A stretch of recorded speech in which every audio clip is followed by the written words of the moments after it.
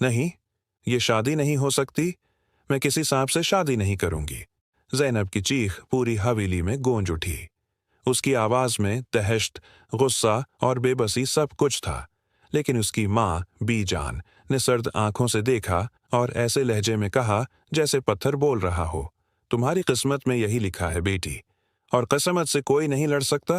یہ کہانی ہے اتر پردیش کے ایک چھوٹے سے گاؤں رامپور کی، جہاں ایک زمانے میں ایک انتہائی خوبصورت لڑکی رہتی تھی جس کا نام زینب تھا۔ اس کی خوبصورتی کا چرچا صرف اس گاؤں میں نہیں بلکہ آس پاس کے 7 گاؤں تک مشہور تھا۔ جب وہ بازار میں جاتی تو لوگ ٹھہر کر دیکھتے رہ جاتے۔ اس کی آنکھیں سمندر کی طرح گہری تھیں، بال کالے اور لمبے اور چہرہ چاند کی طرح روشن۔ لیکن اس خوبصورتی کے پیچھے ایک تاریک سچائی چھپی ہوئی تھی۔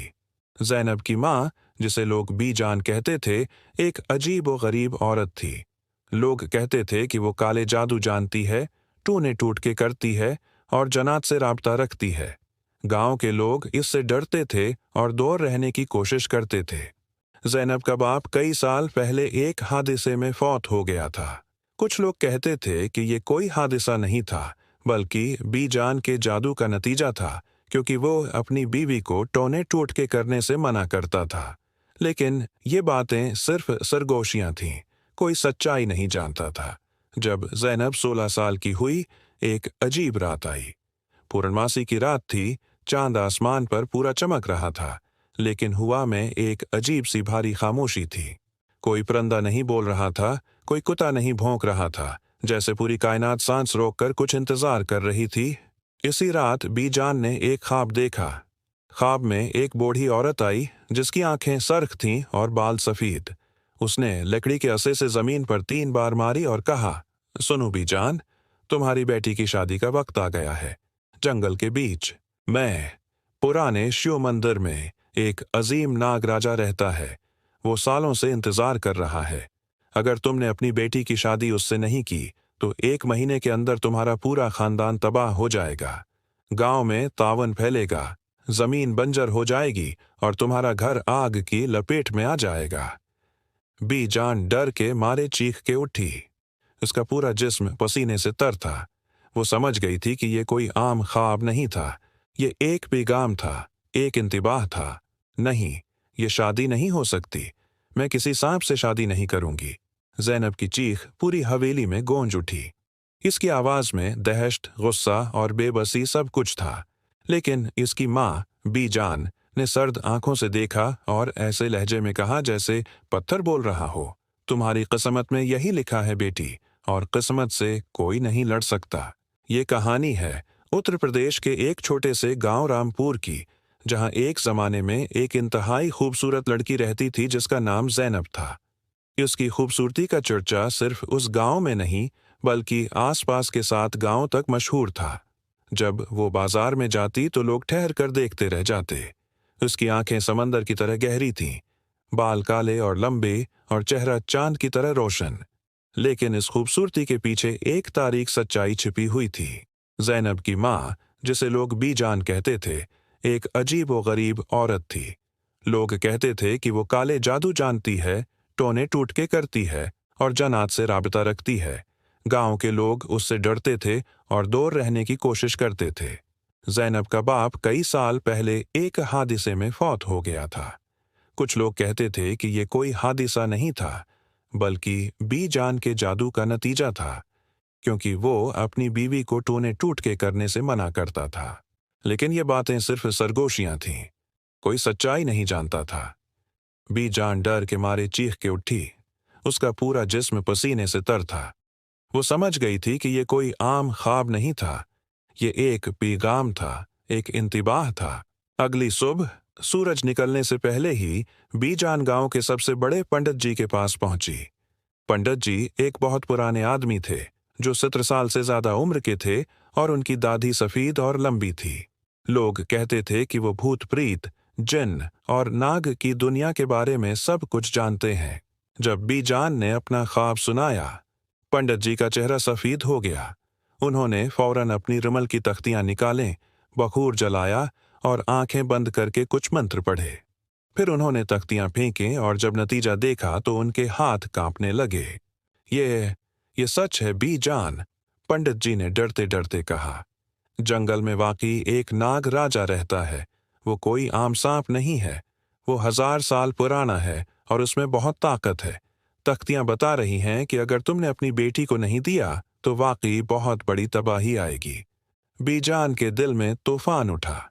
एक तरफ उसकी अपनी बेटी थी जिससे वो बहुत मोहब्बत करती थी, दूसरी तरफ पूरे खानदान की तबाही का खतरा था। जब ज़ैनब को इस बात का पता चला तो उसकी दुनिया हिल गई। उम्मी, ये आप क्या कह रही हैं? मैं किसी सांप से शादी कैसे कर सकती हूँ? मैं इंसान हूँ, मेरे ख्वाब हैं, मेरी उम्मीदें हैं। मैंने सोचा था कि एक दिन मेरी शादी किसी अच्छे इंसान से होगी, मेरा अपना घर होगा, बच्चे होंगे। ये आप मेरे साथ क्या कर रही हैं? ज़ैनब रोई, गड़गड़ाई, मिन्नतें की, लेकिन बीजान का दिल पत्थर की तरह सख्त हो चुका था। मैं तुम्हें खोना नहीं चाहती बेटी, लेकिन ये किस्मत का फैसला है। शायद उसमें तुम्हारी भलाई हो। गांव में जब ये खबर फैली कि ज़ैनब की शादी एक सांप से होने वाली है तो सब हैरान रह गए। कुछ लोगों ने मना करने की कोशिश की, लेकिन बीजान की साख और पंडित जी की तस्दीक के बाद कोई ज्यादा कुछ नहीं कह सका। शादी की रात आ गई। अंधेरी रात थी, बादल छाए हुए थे और हवा तेज चल रही थी। ज़ैनब को लाल दिलाहन के जोड़े में मलबूस किया गया। उसके हाथों में मेहंदी लगाई गई, गले में फूलों के हार डाले गए, लेकिन उसके चेहरे पर खुशी की जगह गम के आंसू थे। रात के 2 बजे, जब पूरा गांव सो रहा था, बीजान और चंद लोग ज़ैनब को लेकर जंगल की तरफ रवाना हुए। जंगल घुना और डरावना था। दरख्तों की शाखें ऐसे हिल रही थीं जैसे हाथ हों जो ज़ैनब को पकड़ना चाहते हों।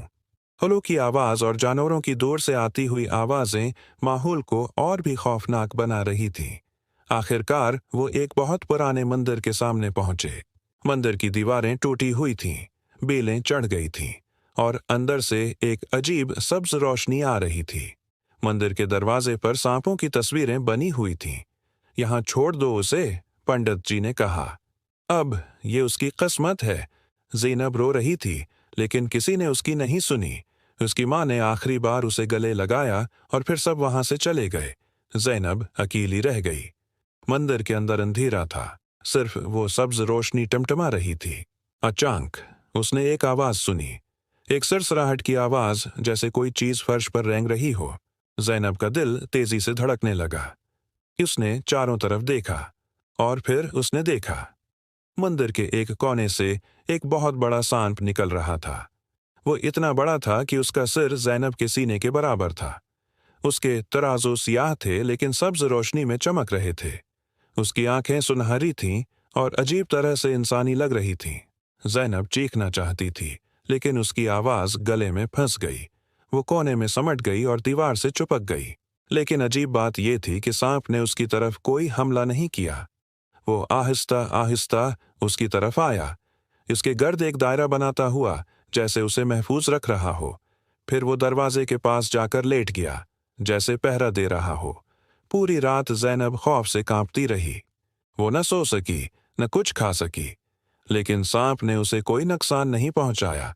सुबह हुई तो ज़ैनब ने देखा कि सांप गायब हो गया था। मंदिर के अंदर कुछ फल और पानी एक पत्थर पर रखा हुआ था, जैसे किसी ने उसके लिए नाश्ता बनाया हो। दिन गुजरने लगे। हर रात सांप आता, ज़ैनब के गर्द एक महफूज दायरा बनाता और दरवाजे पर पहरा देता। सुबह गायब हो जाता, लेकिन हमेशा खाना और पानी छोड़ जाता।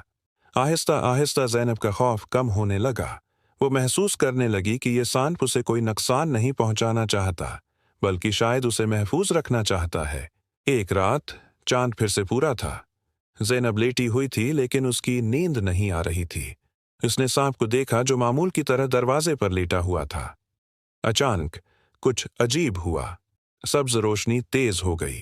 पूरी हवा में एक जादुई तवानाई महसूस हुई और ज़ैनब की आंखों के सामने सांप की शक्ल तब्दील होने लगी। इसका जिस्म छोटा होने लगा, तराजू गायब होने लगे और आहिस्ता आहिस्ता एक इंसानी शक्ल नमूदार होने लगी। चंद लम्हों में ज़ैनब की जगह एक नौजवान खड़ा था। वो इंतहाई खूबसूरत था, लंबा और मजबूत।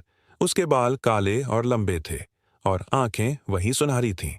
उसके हाथ में एक नीला पत्थर था जो चमक रहा था। ज़ैनब हैरान रह गई। ये क्या हो रहा है? तुम कौन हो? नौजवान ने उसकी तरफ देखा और उदासी से मुस्कुराया। मैं माज़रत ख्वाह हूं कि मैंने तुम्हें डराया। मेरा नाम अर्जन है और मैं नागराज हूं। एक शाप की वजह से दिन में सानप बन जाता हूं और सिर्फ रात को, चंद घंटों के लिए, पूर्णमासी की रात को, मैं इंसानी शक्ल में आ सकता हूं। चंद लम्हों में सांप की जगह एक नौजवान खड़ा था। वो इंतहाई खूबसूरत था, लंबा और मजबूत। उसके बाल काले और लंबे थे और आंखें वही सुनहरी थीं। इसके हाथ में एक नीला पत्थर था जो चमक रहा था। एक रात चांद फिर से पूरा था। ज़ैनब लेटी हुई थी लेकिन उसकी नींद नहीं आ रही थी। उसने सांप को देखा जो मामूल की तरह दरवाजे पर लेटा हुआ था। शाप? कैसा शाप? ज़ैनब ने पूछा, अब थोड़ा कम डरी हुई। अर्जुन ने एक लंबी सांस ली और बैठ गया। बहुत साल पहले मैं एक राजकुमार था। मेरे बाप राजा थे और हमारी रियासत बहुत खुशहाल थी। एक दिन मैं शिकार के लिए जंगल में गया। वहां मुझे एक बहुत खूबसूरत लड़की मिली जो पानी के पास बैठी हुई थी। मैं नहीं जानता था कि वे एक नागिन थी, एक सानप जो इंसानी शक्ल ले सकती है। उसने कहा कि वो मुझसे मोहब्बत करती है और मुझसे शादी करना चाहती है, लेकिन मैंने इनकार कर दिया क्योंकि मेरे दिल में किसी और के लिए मोहब्बत थी। नागिन को बहुत गुस्सा आया। उसने कहा कि अगर मैं उससे शादी नहीं करूंगा तो वो मुझे शाप देगी। मैंने उसकी बात नहीं सुनी और वापस महल चला गया। लेकिन अगले दिन जब सूरज निकला, मैं सांप बन गया। शाप ये था कि जब तक कोई लड़की अपनी मर्जी से, बगैर किसी लालच के, महज मोहब्बत से मेरे साथ नहीं रहेगी, मैं इस लांट से आज़ाद नहीं हो सकता। ज़ैनब की आंखों में आंसू आ गए। ये तो बहुत जुल्म है, लेकिन मैं तो यहाँ अपनी मर्जी से नहीं आई, मुझे जबरदस्ती लाया गया है। मैं जानता हूँ, अर्जुन ने उदासी से कहा, और यही वजह है कि शाप नहीं टूटा। मैं नहीं चाहता था कि तुम्हें यहाँ लाया जाए, लेकिन तुम्हारी माँ को ख्वाब आया, पंडित ने तस्दीक की, और बाकी तुम जानती हो। दोनों खामोश हो गए। ज़ैनब सोच रही थी। फिर उसने कहा, तुम्हारी कहानी सुनकर मुझे तुम पर तरस आया है। तुम बड़े नहीं हो, तुम सिर्फ बदकिस्मत हो। सुबह होने लगी। अर्जुन ने कहा, मुझे जाना होगा। सूरज निकलने से पहले मुझे फिर से सांप बनना पड़ेगा। इंतजार करो, ज़ैनब ने कहा। मैं सोचूंगी कि क्या क्या जा सकता है। अगले 1 महीने तक हर पूर्णमासी की रात को अर्जुन इंसान बनता और ज़ैनब से बातें करता। वो इसे अपनी जिंदगी के बारे में बताता, अपने ख्वाबों के बारे में, अपने माजी के बारे में। ज़ैनब भी उसे अपने बारे में बताती। आहिस्ता आहिस्ता दोनों के दरमियान एक रिश्ता बनने लगा, दोस्ती से प्यार में बदलने लगा। एक रात ज़ैनब ने फैसला किया। जब अर्जुन इंसान की शक्ल में आया तो ज़ैनब ने उसके सामने जाकर कहा, अर्जुन, मैंने फैसला कर लिया है। क्या फैसला? अर्जुन ने पूछा। मैं अपनी मर्जी से तुम्हारे साथ रहना चाहती हूँ। शुरू में मुझे जबरदस्ती लाया गया था, लेकिन अब मैं जानती हूँ कि तुम कौन हो। तुम नेक दिल हो, मेहरबान हो, और मैं तुमसे मोहब्बत करती हूँ। मैं अपनी मर्जी से, बगैर किसी लालच के, सिर्फ मोहब्बत से तुम्हारे साथ रहना चाहती हूँ। अर्जुन की आंखों में आंसू आ गए। ज़ैनब, तुम्हें यह कहने की जरूरत नहीं। मैं नहीं चाहता कि तुम अपनी जिंदगी कुर्बान करो। ये कुर्बानी नहीं है। ज़ैनब ने मुस्कुराते हुए कहा, ये मेरी पसंद है, मेरी मर्जी है। मैं तुमसे सच्ची मोहब्बत करती हूँ। शाप टूट गया था। अर्जुन की आंखों में आंसू आ गए। ज़ैनब, तुम्हें यह कहने की जरूरत नहीं। मैं नहीं चाहता कि तुम अपनी जिंदगी कुर्बान करो। अर्जुन हमेशा के लिए इंसान बन गया था। सांप की लांत खत्म हो गई थी। दोनों ने एक दूसरे को गले लगाया और खुशी के आंसू बहाए। जब अर्जुन ने अपनी कहानी सुनाई तो सब हैरान हो गए। बीजान को अपनी बेटी को इतनी तकलीफ देने का बहुत अफसोस हुआ। इस कहानी का सबक ये है कि हकीकी मोहब्बत जो दिल से हो, बगैर किसी लालच के, सबसे बड़ी ताकत है। ये किसी भी लांत को तोड़ सकती है, किसी भी मुश्किल को आसान बना सकती है। और बाज़ औक़ात इन जो चीज़ें हमें पहली नज़र में खौफनाक लगती हैं, वो अंदर से सबसे खूबसूरत और नेक दिल होती हैं। हमें किसी को सिर्फ ज़ाहिर से नहीं परखना चाहिए। जैसे ही ज़ैनब ने ये अल्फाज कहे, पूरी मंदिर में एक रोशनी फैल गई। आसमान से एक सुनहरी किरण उतरी और अर्जुन के जिस्म को लपेट लिया। हवा में घंटियों की आवाज़ आई, फूल बरसने लगे اور پورا مندر عجیب روشنی سے بھر گیا۔ جیسے ہی زینب نے یہ الفاظ کہے، پوری مندر میں ایک روشنی پھیل گئی۔ آسمان سے ایک سنہری کرن اتری اور ارجن کے جسم کو لپیٹ لیا۔ ہوا میں گھنٹیوں کی آواز آئی، پھول برسنے لگے اور پورا مندر عجیب روشنی سے بھر گیا۔ شاپ ٹوٹ گیا تھا۔ ارجن ہمیشہ کے لیے انسان بن گیا تھا۔ سانب کی لاند ختم ہو گئی تھی۔ دونوں نے ایک دوسرے کو گلے لگایا اور خوشی کے آنسو بہائے۔ اگلے دن جب گاؤں والے جانچنے آئے کہ زینب زندہ ہے یا نہیں، تو وہ حیران رہ گئے۔ زینب خوشی خوشی ایک خوبصورت نوجوان کے ساتھ کھڑی تھی۔ جب ارجن نے اپنی کہانی سنائی تو سب حیران ہو گئے۔ بی جان کو اپنی بیٹی کو اتنی تکلیف دینے کا بہت افسوس ہوا۔ ارجن اور زینب نے مندر کو اپنا گھر بنایا، اسے پھر سے خوبصورت بنایا اور وہاں خوشی خوشی رہنے لگے۔ انہوں نے ایک دوسرے سے حقیقی محبت کی اور ایک خوبصورت زندگی گزاری۔ سالوں بعد ان کے 3 بچے ہوئے اور وہ سب خوشی خوشی رہے۔ کہانی گاؤں گاؤں مشہور ہو گئی کہ کیسے ایک لڑکی نے اپنی محبت سے ایک شاپ کو توڑا۔ اس کہانی کا سبق یہ ہے کہ حقیقی محبت جو دل سے ہو، بغیر کسی لالچ کے، سب سے بڑی طاقت ہے۔ یہ کسی بھی لاند کو توڑ سکتی ہے، کسی بھی مشکل کو آسان بنا سکتی ہے، اور بعض اوقات جو چیزیں ہمیں پہلی نظر میں خوفناک لگتی ہیں، وہ اندر سے سب سے خوبصورت اور نیک دل ہوتی ہیں۔ ہمیں کسی کو صرف ظاہر سے نہیں پرکھنا چاہیے،